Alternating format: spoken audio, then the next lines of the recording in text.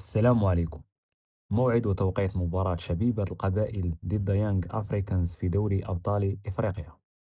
بعد أن خرج فريق شبيبة القبائل من دائرة المنافسة، يتوجه شبيبة القبائل نحو زنجبار استعدادا لمواجهته الأخيرة في دور المجموعات من دوري أبطال أفريقيا ضد يانج أفريكانز.